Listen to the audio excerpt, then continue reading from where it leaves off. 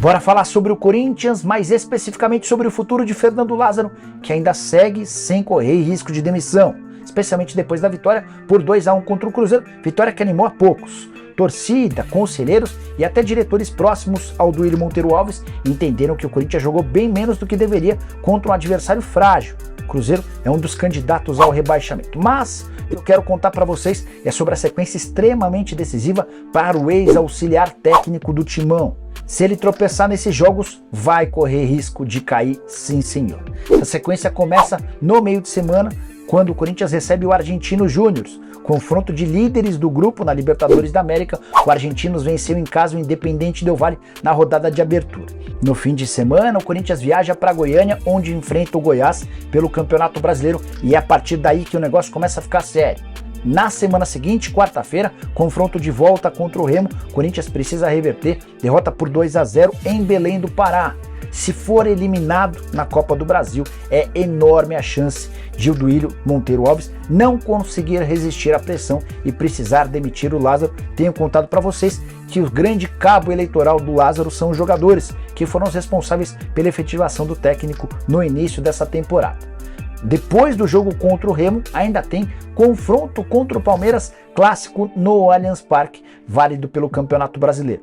Se o Lázaro passar bem por essa sequência, ganha fôlego e pode até ficar até o fim da temporada. Caso contrário, a tendência é de mudanças e o nome do Dorival Júnior, que até agora nem foi especulado no Parque São Jorge, poderia ser uma alternativa.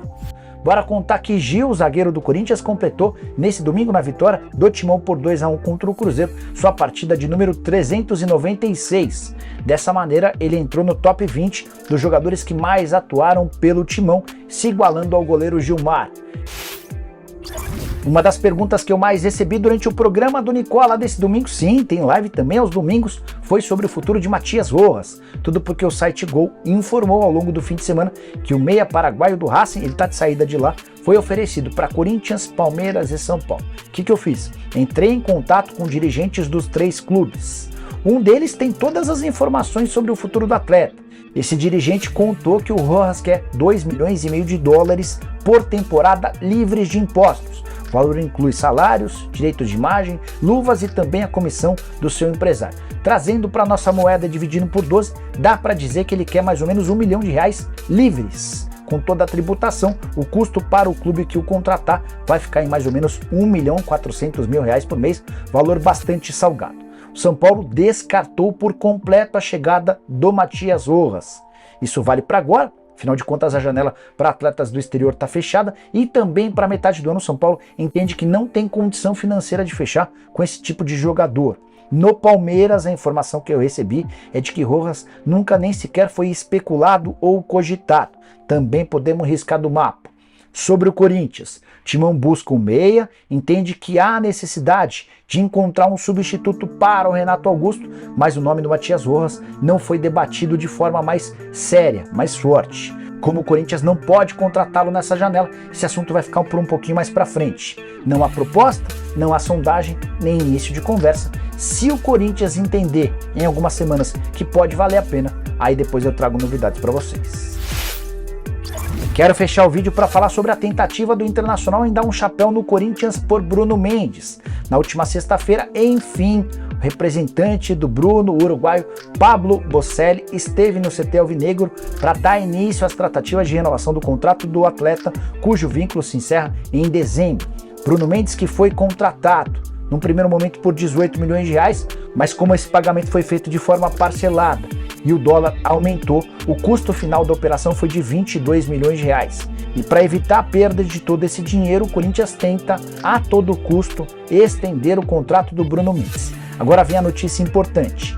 Depois de passar pelo Timão na sexta-feira, adivinha para onde foi o Pablo Bocelli? Ele está, nesse momento, em Porto Alegre. Disse que vai se reunir com pessoas do Grêmio e também do Internacional para tratar sobre outros assuntos, embora tenha reconhecido que o tema Bruno Mendes pode ser debatido com o pessoal do Colorado.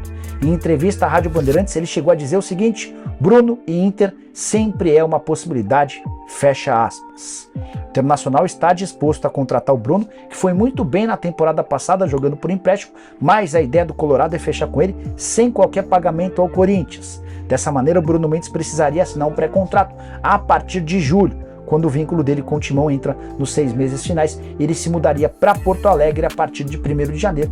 Tema importante. E o Corinthians deixou para negociar muito em cima da hora. Você discorda? Concorda? Use o espaço para comentário, não esquece de deixar like, de se inscrever no canal. A gente volta à tarde com mais notícias, tem programa do Nicola também a partir das 19. A gente se vê, abraço!